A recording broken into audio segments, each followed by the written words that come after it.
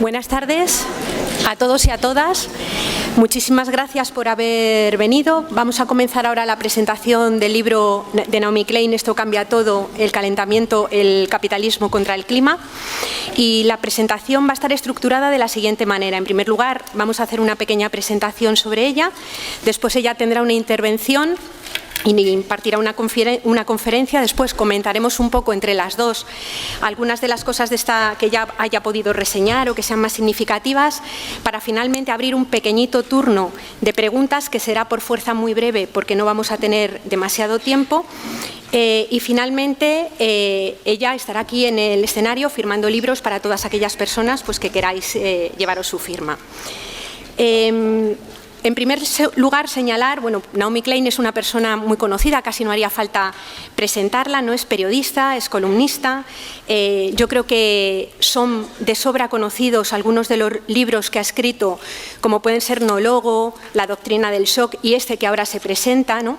Y de alguna manera yo creo que lo que caracteriza a los libros son los análisis rigurosos, pero sobre todo que transmiten cosas tremendamente complejas con una enorme claridad, ¿no? Para quienes somos activistas del ecologismo social y centramos nuestro activismo fundamentalmente en tratar de visibilizar la guerra que este modelo económico y la cultura que se desencadena alrededor de él ha declarado a la naturaleza, a las personas y por tanto a la vida, no nos es muy difícil encontrar un nexo, un hilo conductor entre las diferentes obras de Naomi Klein. En No Logo nos encontrábamos la denuncia y la constatación del poder de las multinacionales y todo ese dispositivo de conquista del alma que sostiene simbólicamente y materialmente los imaginarios que permiten que exista este modelo económico. La doctrina del shock ponía de manifiesto cuáles son los mecanismos del extractivismo social, podría llamarse así, que pretende sacar cualquier gota de rentabilidad de cualquier proceso comunitario, de cualquier proceso político y que se vivió primero en algunos lugares en los planes de ajuste estructural y que estamos viviendo de una forma tan absolutamente descarnada en la sociedad que tenemos ahora mismo y en concreto en el Estado español. Este último libro, titulado Esto, cambia, todo, el capitalismo contra el clima, entra de lleno en la parte más material de este extractivismo, de esta lucha contra la vida, ¿no? Y se centra en un fenómeno como es el del cambio climático, avanzando y abordando de una forma, diría yo, muy rigurosa y clarísima lo que es la explicación del cambio climático, cómo ha sido posible construir ese discurso del negacionismo que de alguna manera contravenía todo lo que estaba planteando la ciencia en un modelo que, sin embargo, sacraliza la ciencia. Yo creo que eso queda fantásticamente expresado. Expresa también de una forma clara el conflicto que existe en las luchas y resistencias contra el problema del cambio climático, con la idea clara de que si los mercados no tienen como prioridad la vida de la gente y los políticos dejan de cuidar a las personas, parece que el cambio solamente va a venir de nosotros y nosotras mismas. Y esto lo aborda muy bien al recoger todo este conjunto de luchas contra el extractivismo que llama Blockadia, ¿no? Y por último, quería señalar, antes de darle ya paso, que se nota mucho que este libro está escrito por una mujer. No solamente porque recoja una buena parte de las luchas en defensa del territorio protagonizadas por mujeres, sino porque además recoge de una forma clara cómo todos los efectos de este sistema atraviesan los cuerpos de la persona, atraviesan las vidas cotidianas y, en mi opinión, muestra de una forma evidente, incluso proyectándose ella misma con su propia experiencia sobre la maternidad, que en un capítulo precioso que tiene el libro, ¿no? Este viejo principio feminista de que lo personal también es político. Y sin más, pues le cedo la palabra y reitero el agradecimiento por haber podido estar en este espacio.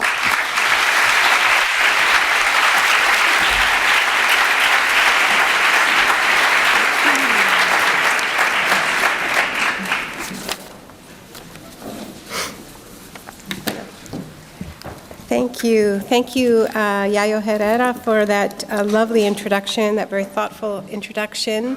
And I, of course, want to thank our hosts here at the Círculo de Bellas Artes, which is truly beautiful. And I also want to thank my wonderful publisher, Paidos. This is the fourth book that we have published together. And I'm thrilled to be working on this project with you once again. It's been a long time since I've been in Spain. It's actually been 8 years. I was here in 2007 to launch the Shock Doctrine in Spanish. And that's the last time I was here. And part of that is because I have been trying to fly less. And it's also because this book has been really all-encompassing. I think that a lot of you here are familiar with my last book, with the Shock Doctrine, and what that book described, which is a very ugly tactic through which our elites have systematically harnessed moments of shock, moments of intense crisis, whether wars, terrorist attacks, economic crises, or increasingly natural disasters linked to climate change, in order to push through extremely unpopular policies, essentially using shock to do an end run around democracy, to say we can't afford democracy anymore because we have an emergency, and we just have to push through all of these policies under cover of crisis. So when the book was finished, I sent the book to Alfonso Cuarón, the wonderful Mexican filmmaker who had recently finished a film called Children of Men. And I asked Alfonso to read the book and send me a quote. And he did something much better than that, which is he made me a short film, a 6-minute film, a trailer for the Shock Doctrine. And it's a great piece, and we ended on a slogan. This is 2007, remember. And the slogan was, "Information is shock resistance. Arm yourselves." And the idea was that if people really understood this tactic, understood how it has been used so systematically to advance these brutal economic policies from the coup in Chile in 1973 up to September 11th. If we understood this, then we could resist it, we could name it, and we could use it to stay oriented during moments of intense transition and intense transformation. So less than a year after the Shock Doctrine was published, we unfortunately had a chance to test this theory, to test the theory that information is shock resistance. Because of course, a few months later, Wall Street collapsed, and we found ourselves in the midst of an intense economic shock. At the time that this happened, at the time that our governments spent trillions of dollars in order to bail out the banks that had caused the crisis, many people described this as the Shock Doctrine and warned that if this happened, if we responded to the crisis in this way, then it would become a pretext to impose brutal austerity, to privatize, to further privatize the public sphere, and to push all kinds of policies that people would otherwise resist. And indeed, by 2009, there were mass movements across Europe, including in Spain, that were resisting precisely this tactic. And the slogan, which was first heard in Italy but ricocheted around the world, was, "We won't pay for your crisis. We will not pay for your crisis." In other words, we knew it was happening. We knew it was happening while it was happening, and we fought back. I'm sure that every person in this room participated in many demonstrations against precisely this kind of crisis exploitation. I certainly did. In my country, we occupied squares, we occupied Wall Street in North America, inspired in part by the Indignados movement here in Spain. We fought hard, and we fought, I think, with our eyes wide open, but it didn't work. The economic punishment of the many kept coming, while impunity reigned for the architects of the crisis. So in the first year in the midst of the economic crisis, as I toured and spoke to groups of people about the Shock Doctrine, the question that I started to hear was, how can we develop a strategy to respond to crisis that is a progressive response to crisis? How can we have a kind of people's shock doctrine, a response that doesn't try to overturn democracy, but does the opposite, responds to crisis by deepening democracy, responds to crisis not by pushing through policies that increase inequality, but does the opposite, responds to crisis by building a more equal world, by advancing policies that tangibly improve people's lives, that shift values in concrete ways. Can we do this? And when I first launched the book, the first event I had for it was in the city of New Orleans, which was still reeling from the aftermath of Hurricane Katrina. And I received this question from a labor organizer named Saket Soni, and it really stayed in my head. He said, because in the book I use this word disaster capitalism to describe what happens in moments of crisis. He said, okay, Naomi, they have disaster capitalism. We need disaster collectivism. How can we build that? And we know historically that moments of shock, moments of crisis, have been opportunities for progressive movements. That was certainly the case after the market shock of 1929, when the market collapsed. That became a moment when, in North America, Social Security was born, huge public investment happened, all kinds of public funding for the arts, housing. It was a moment of rapid transformation, and in fact, so the society was moving so far to the left that the New Deal was a compromise. It was, in fact, capitalism saving itself from revolutionary change. We also know that after the Second World War, that was a moment when countries like mine in Canada, the UK, won universal health care and other policies that benefited huge numbers of people. So there is historical precedent for shocks, for crises, to be moments when democracies deepen, when progressives can win these big victories. But that didn't happen after the 2008 crisis. And what I've come to understand is that the reason for that is that while we said very strongly what we didn't want, while we had a very loud no, we never had a convincing enough yes. We never had a convincing enough counter-narrative to the narrative of austerity, a story to really rival the narrative of scarcity that came to dominate the globe so powerfully. So even as people rejected the logic of austerity, they didn't have confidence in the alternatives. So this new book, This Changes Everything, is in a way my belated response to these questions that I received after publishing The Shock Doctrine. What could be a progressive response to crisis? Because I think part of a progressive response to crisis is redefining what a crisis is, right?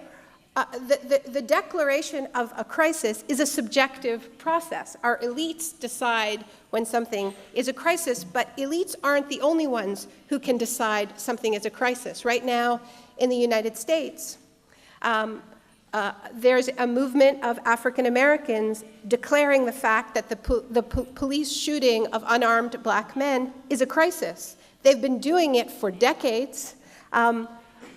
But something changed, something tipped, and a mass movement emerged declaring that Black lives mattered and said, what has become normal is no longer acceptable. And indeed, if we look at the history of social change, it is a history of crises being declared from below, declaring that slavery is a moral crisis, that patriarchy is a moral crisis, and forcing changes upon our elites because of the power of mass movements. The argument I'm making in the book is that climate change can be and indeed must be such a crisis. Our elites do not behave as if it's a crisis, but it is a crisis behind which there is a huge amount of scientific consensus. And we do our elites a huge favor when progressives accept the narrative that climate change is something that we can only care about when the economy is good, that it's somehow a luxury to be reserved for boom economic times and something to be forgotten during times of economic crisis. What I want to offer to you tonight is that I believe that climate change is the most powerful counter-narrative we have to the brutal logic of deregulated capitalism. Our economic model is not only waging war on workers, on communities, on public services, and social safety nets, as you well know here in Spain. It is also waging war on the life support systems of the planet itself, the conditions for life on Earth. And I think the clearest example of this conflict is the way in which the economic crisis of 2008 was used to sacrifice the planet, as well as sacrifice so many people's lives here in Southern Europe. Now, it's perfectly understandable that the movements against austerity have been focused on pensions, healthcare, education, housing, food. These are the daily concerns.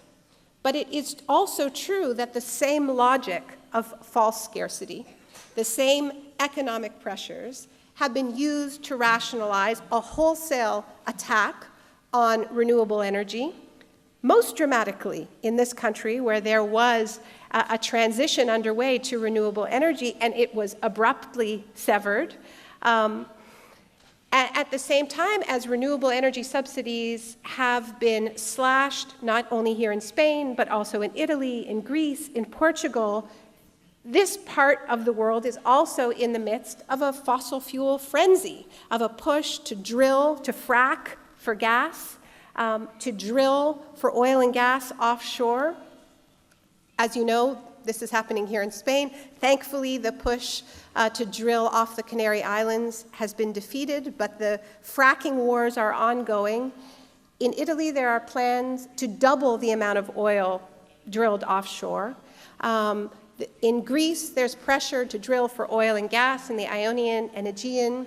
And of course, there's pressure in Portugal along the same lines. And what's important to remember is that up till 2008, Europe was the leading example, the beacon of leadership on climate change. And all of this was sacrificed under cover of crisis. So I was in Berlin a couple of days ago, and a journalist there told me that he didn't agree with my book, and he explained that this was because he said, I'm a moderate. And he said, I don't like radical change. And he also pointed out that radical change has a bad history in Germany. So most Germans feel the same way as him. Now, I told him that I understood. Radical change scares most people. And a lot of the time, it does turn out badly, especially in Germany. But here is the inconvenient truth, or the convenient truth, depending on your perspective, when we're talking about climate change in 2015. We have waited so long, we have procrastinated for so long, all the while making the problem worse, because emissions are up by 60% since we started negotiating to lower our emissions. that we now find ourselves in a situation where there are no non-radical options left on the table. The reason why I called the book This Changes Everything is not because I'm saying my book changes everything. I don't believe books change everything. But I do believe that climate change changes everything. By which I mean that no matter what we do, everything changes in one way or another. If we stay on the road we are on, if we leave our economy intact the way it is, that leads us to 4 to 6 degrees of warming above pre-industrial levels. Now, we have not even warmed the climate by 1 degree Celsius, and we are already seeing catastrophic results. Superstorms like Typhoon Haiyan, Cyclone Pam, Hurricane Sandy, Hurricane Katrina, the drought in California right now, which, if it continues for another year, will deplete the water table for the state. That's what less than 1 degree looks like. When our governments met in Copenhagen in 2009, they defined anything above 2 degrees warming as far too dangerous. They set the target at 2 degrees. When they set that target, the African delegates, and I was at the convention, the African delegates marched through the halls of the convention center chanting that this was genocide because it would lead to mass death in sub-Saharan Africa. Island nations, low-lying island nations, also rejected the 2 degree temperature target, saying that they needed 1.5 in order to survive. That was the slogan, 1.5 to survive. So now the World Bank, the International Energy Agency, and PricewaterhouseCoopers, okay, so we're not talking about radical leftists here, say we're headed towards 4 to 6 degrees of warming. That changes everything about our physical world. You know, people ask me to describe what does 4 or 6 degrees warming look like, and I can't answer the question because the climate models break down. What the climate scientists tell us is they don't know whether anything over 2 degrees is compatible with what we would describe as civilization, organized society. We're talking about endangering all of our coastal cities. We're talking about massive crop failure. So, you know, my book is not filled with apocalyptic fear-mongering. I think we actually are afraid enough. I think the problem is we don't see a way out. We don't see a way out of this existential fear. But what's important to understand is if we keep doing what we're doing, it changes everything about our physical world. These moderate options that German journalists are imagining don't actually exist, okay? It's not too late to prevent those radical physical changes to our world, but in order to do so, because we've waited so long, it requires radical changes to our economic and political system. That's the reality in which we find ourselves.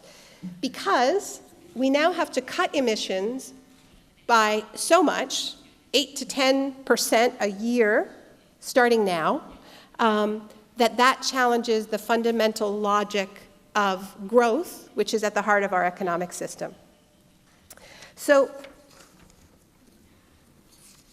in the book, I argue that the reason why we have failed to rise to the challenge of climate change is not for the reasons that we hear so often. You know, we hear that it's human nature, that humans are just too selfish to deal with something that seems abstract, or that it's too difficult for our governments to agree on anything. I think none of these explanations actually bear up to real examination, because I mean, if this past economic crisis in Europe has taught us anything, it's that people are willing to sacrifice a hell of a lot in the face of seemingly abstract goals. They may not do so happily, but they are doing it. And as far as our governments coming together to agree on a plan, well, in the same years that they have failed to negotiate a binding climate agreement that actually penalizes people who don't follow it. They built the World Trade Organization, an incredibly complex global system of rules and regulations with clear penalties and binding targets. So it's possible to agree. The argument I make in the book is that what really explains the failure is catastrophic bad timing, by which I mean that this crisis landed on our collective laps at the worst possible moment that it could have. And that moment was the year 1988. 1988 was the year when our governments first met to start negotiating emission reductions. And it was also the year before the Berlin Wall collapsed. It was, in retrospect, the triumphant moment for the neoliberal project.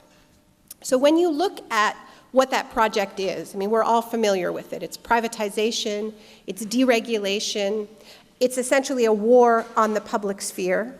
It's now goes under the banner of austerity, all of it locked in under free trade deals. So what I do in the first part of the book is show the direct clash between the dictates of neoliberalism, these core rules, and the most basic things that we need to do in the face of the climate crisis. If you're going to take climate change seriously, you obviously need to invest massively in the public sphere. You have to transform your entire energy system.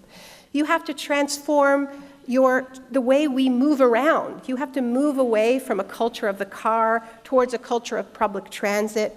It has to be affordable. Maybe it should even be free. Whatever it is, you shouldn't privatize it. That's a very bad idea at a moment like this. And yet, that's precisely what our governments were doing. They were privatizing our energy systems, our rail systems. Some of it's still happening, as you know. And they were handing out over these core tools, our airlines, another one, these core sectors, fossil fuel-driven sectors of the economy. What you have seen so clearly, I think, in Spain is that when you have a privatized energy system, when you have huge for-profit companies dominating your energy market, they're going to see renewable energy as a threat to their core business model. And that's precisely what's happening now with a tax on homeowners that are putting solar panels on their rooftops because they want to become energy producers. Well, your private energy companies see those people as competitors. And this is not something unique to Spain. We're seeing again and again how that profit motive in the energy sector clashes directly with what we need to do in the face of the climate crisis. We've all heard a lot about Germany's energy transition, which ironically Germany, at the same time as it prescribes austerity on the rest of Europe, is doing something very different at home. But one of the things that has made that energy transition possible is that in hundreds of cities and towns, residents have voted in many cases, in referendums, to take back control over their energy grids from the private companies that sold them off, which is exactly the opposite of what Germany is demanding of Greece at the moment, that it sell off its energy systems. Which is why I think it would be a very good idea for the countries of Southern Europe to begin to say to Germany, we're going to stop doing what you say and we're going to start doing what you do. Because the other thing that Germany shows is that this is a fantastic way to stimulate your economy and create jobs. Germany has created 400,000 jobs in its energy transition. It has also shown the huge potential of what is increasingly being called energy democracy. Because of the way the energy transition was designed, there has been an explosion of participatory ownership in the energy grid. 900 new energy cooperatives, as well as this increased ownership at the local level of the energy grid, which is a way of fighting austerity. When you keep the profits from the power you generate, you can use those profits to pay for services, so you have a real win-win. Obviously, the other way in which the logic of neoliberalism clashes with what we need to do in the face of climate change is that it fell out of fashion at precisely this wrong moment to regulate corporations, which is something that we very much need to do in the face of the climate crisis. We need to tell companies what they can and cannot do. We need to put firm caps on emissions. And we need to say no to companies when they want to drill for oil in new territories. We need to keep, the latest science shows, about 3/4 of the known carbon reserves in the ground. And that's where Germany is interesting, because despite the fact that they have this amazing energy transition, the Merkel government has been unwilling to say no to the coal companies. So their emissions are not going down nearly as quickly as they should be. In fact, they went up for a couple of years in a row. So there's only so far that Germany is willing to bend the rules of neoliberalism, even at home. But this is one of the clear clashes that we have. We need to regulate corporations. We need to intervene massively in the market. We need to gain public and communal control over many parts of our economies that have been privatized. The other conflict that we're increasingly seeing is with the free trade deals.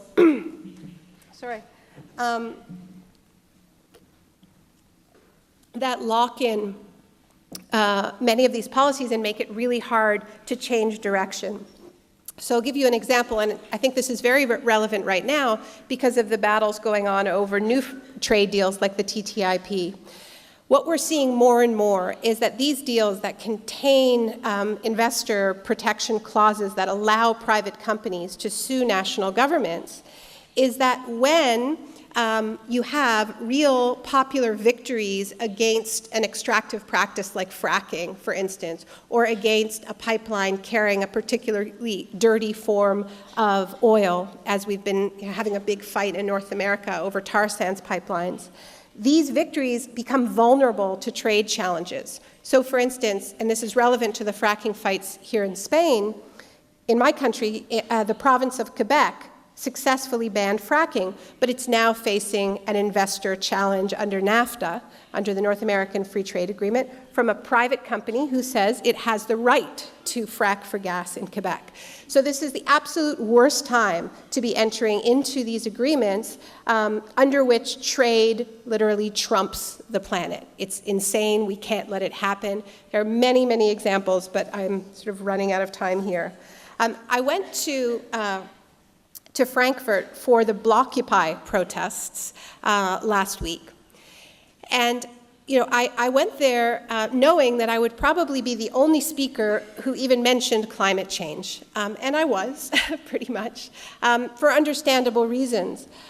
But the reason why I went is because it seems to me that when you look at these conflicts between the logic of austerity and what we need to do in the face of climate change, it's time for a merger, a friendly merger between the anti-austerity forces and the climate justice movement. It's ridiculous that these are two separate conversations that barely speak to each other, that you can have strikes against rail privatization, against fare increases for public transit, against energy privatization, and barely mention climate change or not mention it at all. This is the same conversation, and as I said earlier, it only serves our elites when we buy into the logic that climate change is some kind of a luxury.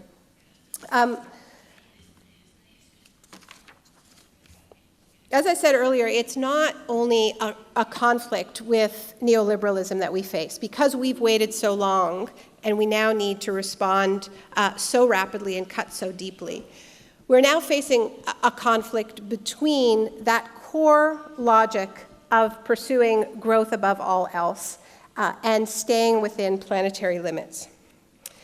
But I actually think it's even deeper than that conflict, which is that I think climate change deserves to be seen less as an issue like lots of other issues that we're all thinking about and dealing with, and more as a spiritual crisis, as a civilizational crisis of narrative, of story.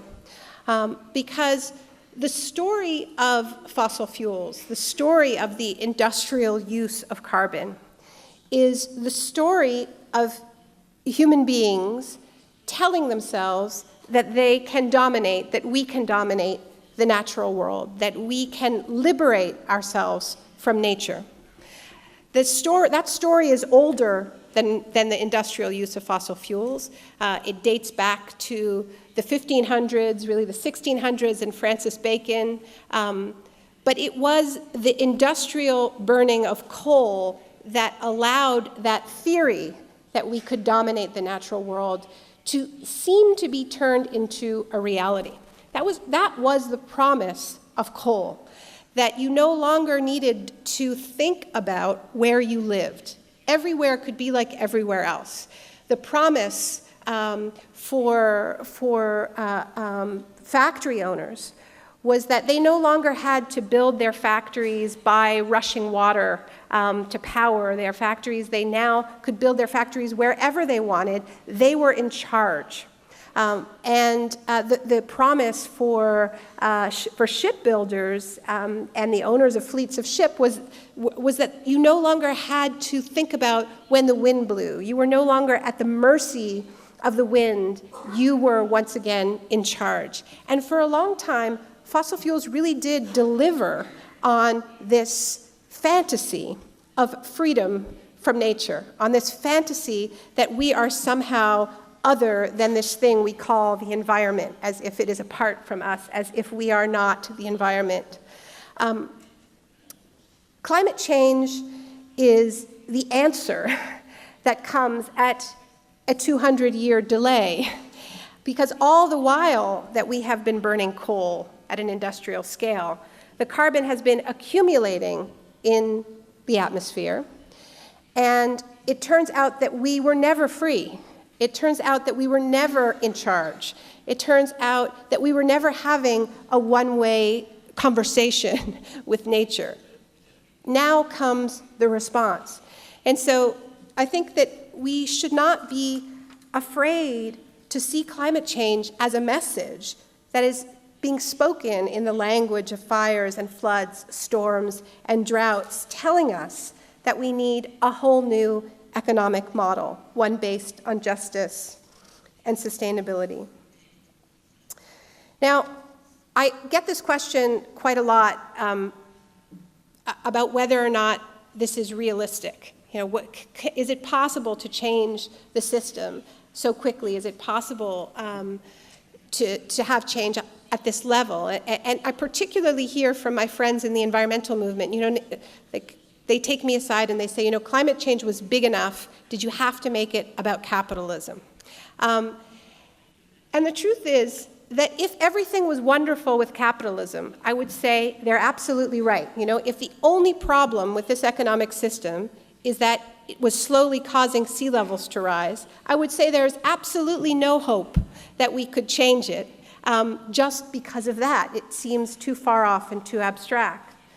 But the reality is that we are talking about allowing sea levels to rise and endanger life on Earth in myriad other ways in order to protect an economic system that is failing the vast majority of people on this planet with or without climate change. And it is precisely that deep desire for change that you see expressed so powerfully in this country that is what gives me the most hope. What gives me the most hope is the possibility of a convergence between the forces that are already fighting this economic system and the existential urgency of the climate crisis. It puts us on a firm and unyielding science-based deadline. Now, I'm a writer, and I believe that deadlines can be effective. I mentioned that it took me 5 years to write this book, but I wrote 80% of it in the 6 months before it was due. So I think if we can stop looking away from this crisis, get out of our own climate denial, the possibilities for merging these movements are enormous. Spain is living through a historic period, as you well know. The climate movement is living through a historic period.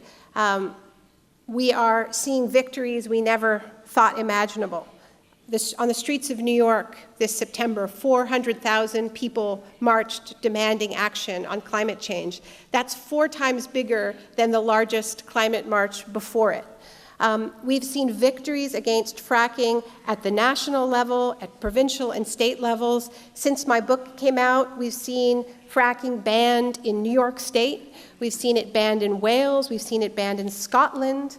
We've seen the very rapid spread of the fossil fuel divestment movement in hundreds of universities and cities and religious institutions demanding the divestment of holdings, of stocks in fossil fuels, coal, oil, gas, because these are now seen as immoral investments. We're hearing the Pope talk about climate change as a moral crisis for humanity. And at the same time, we are seeing a very powerful new wave of anti-austerity action, not only activism, but as we know, the election of Syriza in Greece, the rise of Podemos in Spain, which is inspiring much of the rest of Europe. The fact that the next big climate conference is happening in Europe, in Paris, at the end of this year, I think should be seen as an invitation to bring all of these movements together and articulate what a just transition away from fossil fuels looks like. It looks like an economy powered by 100% renewable energy. It looks like energy democracy, power owned by communities with the resources staying in those communities. It looks like good, well-paying jobs in the millions. It also looks like recognizing a climate job as something that isn't just putting up solar panels. It is recognizing the caregiving professions that are already low carbon, teaching, nursing, all kinds of caring professions, the arts, precisely the parts of our economies that we are starving in this moment. We have an opportunity for a tremendously inspiring transformation if we are just willing to stop looking away. You have new political parties and formations born out of the struggle against austerity, born out of the struggle against eviction from housing. But this vicious system does more than evict individual families from their home. It also is threatening to evict large parts of humanity from our collective home as a result of climate change. This is not apocalyptic rhetoric, it's reality. We need a movement that gets at the logic behind both of these forms of eviction and takes on that logic at its very core. Thank you.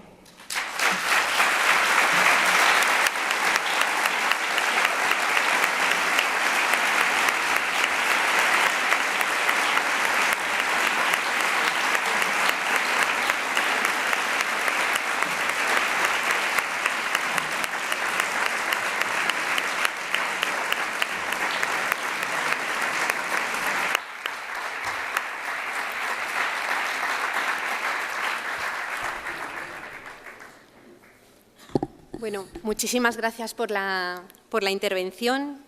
Y bueno, algunos temas que me sugería el escuchar la ponencia que realizabas y también la lectura del libro, ¿no? Yo creo yo creo que es una idea central que has lanzado y yo la comparto como activista ecologista desde hace muchísimo tiempo.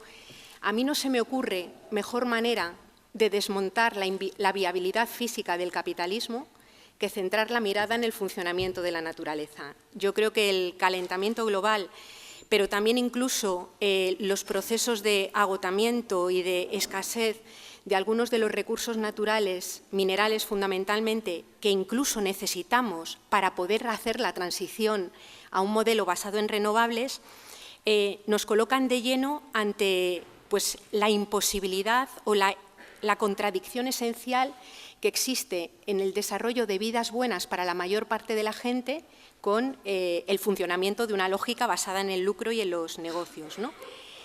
Sin embargo, a pesar de que, desde luego, en el Estado español ha crecido muchísimo la movilización social y las personas son conscientes de la lógica de la austeridad, no hemos sido capaces de desarrollar un movimiento de masas como el que tú estabas señalando que están haciendo en Estados Unidos. Las últimas movilizaciones contra el cambio climático fueron escasísimas y el nivel del discurso alrededor de estos temas en las plataformas políticas emergentes y en las no emergentes, en las que ya existían, que se sitúan, digamos, en los entornos de emancipación y en muchos movimientos sociales que no son estrictamente ecologistas, es aún muy, muy escasa, ¿no? Yo creo que ahí habrá una parte de responsabilidad de la propia gente que trabajamos en estos movimientos, pero creo también que toda esta idea que tú también señalas en el libro, toda esta hegemonía cultural que se basa en la fe tecnológica, que ha hecho del crecimiento económico una especie de tótem, está cruzando esa manera de entender el mundo y nos está dificultando poder entenderlo, ¿no? Y bueno, pues, ¿cuál es tu opinión un poco, o en los movimientos que has conocido, cómo se ha ido desarrollando esa transformación? Okay.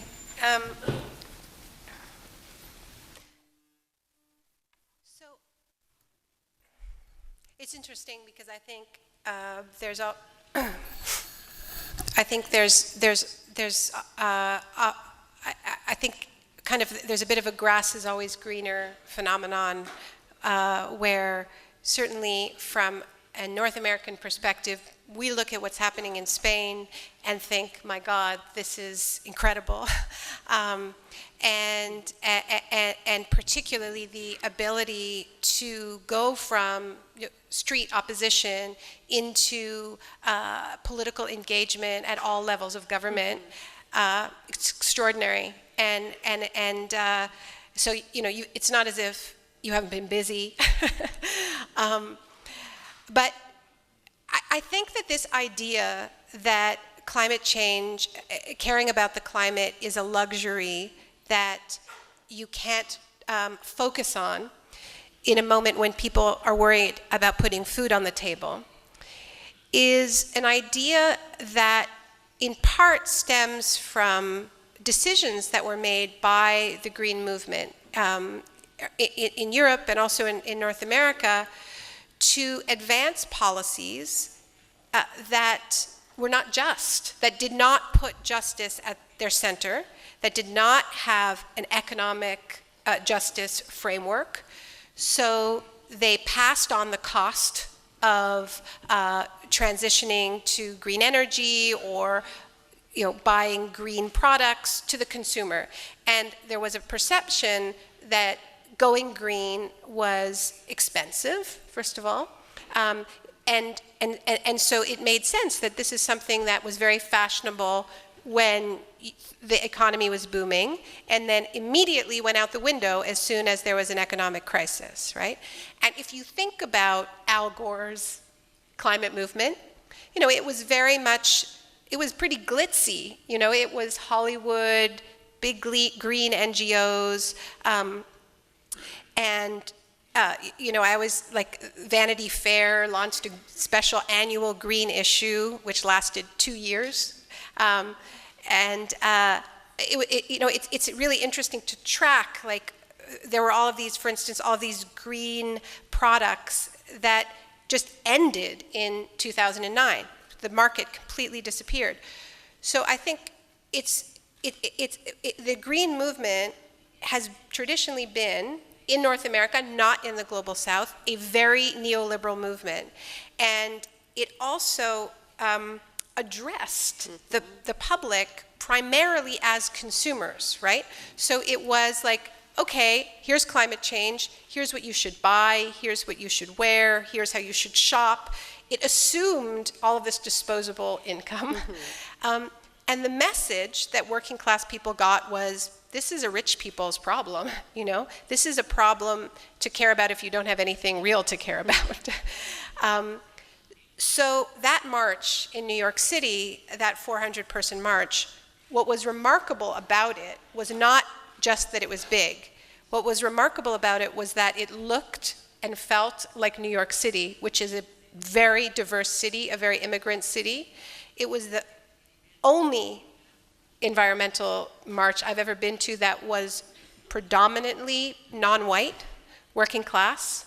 And that's because a lot of work has been done in building an actual environmental justice movement that connects what we need to do in the face of the ecological crisis to people's need for jobs, infrastructure, cheap or free transit, and also connects it with pressing issues like asthma, health issues that disproportionately impact poor people, because that's where the dirtiest industries are sited.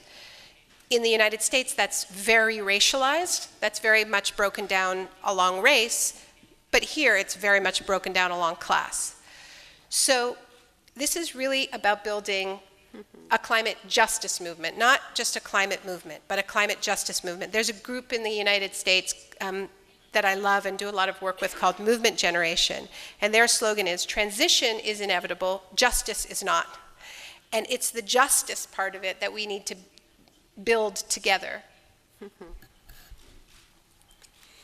Sí, vamos, en la experiencia nuestra de las personas que estamos aquí articuladas en muchas de las lógicas que han ido saliendo alrededor del 15M, la experiencia es bastante similar, es decir, ha sido posible conectar algunos de los elementos de la lucha. Por ejemplo, es muy significativo que todo lo que ha sido la denuncia con las infraestructuras, o sea, con la construcción de infraestructuras absolutamente irracionales que se han desarrollado en el Estado español y que han servido de base para construir todo el discurso de la corrupción y también tipificar a la casta, que de alguna manera estaba sometiendo a la población a todo este proceso de sometimiento y de precarización.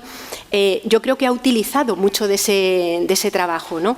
Pero sin embargo, y yo creo que hay también el papel que aquí al menos en el Estado español juegan los sindicatos es importante. Sin embargo, la idea de que vale hacer crecer la economía o vale resolver las necesidades de la gente a costa de cualquier tipo de empleo, yo creo que sigue estando muy instalada, ¿no?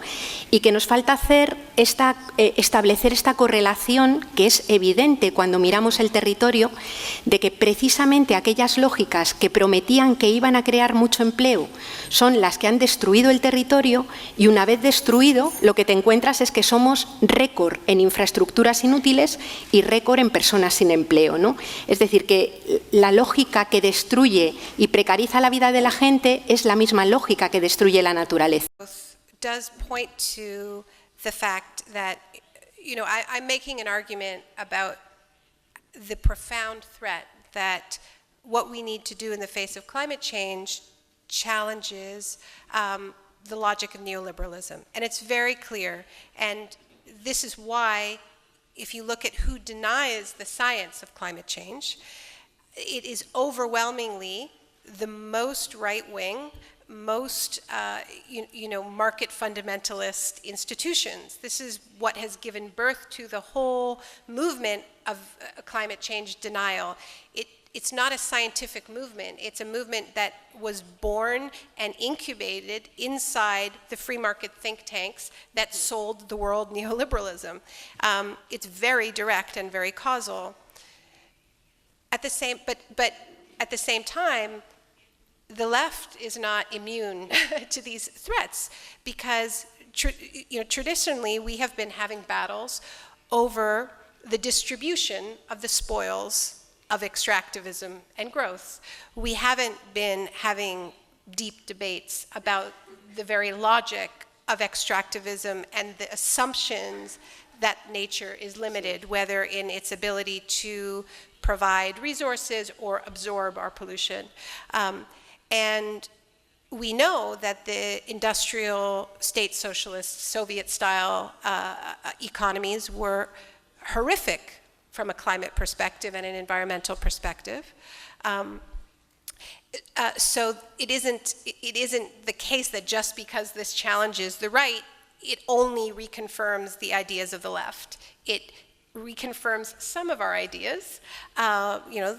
We tend to believe in the public sphere, we believe in regulation, we believe in market interventions, but generally this challenge to growth is a big problem for developmentalist, Keynesian, even traditional socialist thinkers. And I can tell you for myself that I have, my own research into climate change has forced me to challenge my own ideas around economic growth and natural limits. And we see this play out very dramatically in Latin America, where you have increasingly intense conflicts between left-wing or center-left governments in Ecuador, Bolivia, Brazil, Argentina, if you want to call it center-left. Am I missing any? Venezuela.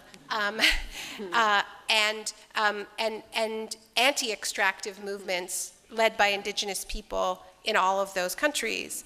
But at the same time, we're also, I think Latin America is also leading the way on developing a post-extractivist progressive worldview that is drawing on the knowledge of indigenous people, but also updating it and modernizing it. So, but I think we can't underplay the extent to which this is a challenge. When I listen to Alexis Tsipras, I'm still hearing the same, we just need to get back to growth, let us get back to growth, and that's not enough. I actually believe that if Tsipras talked to Merkel about climate change, she would be far more destabilized than talking to her about getting back to growth. Sí.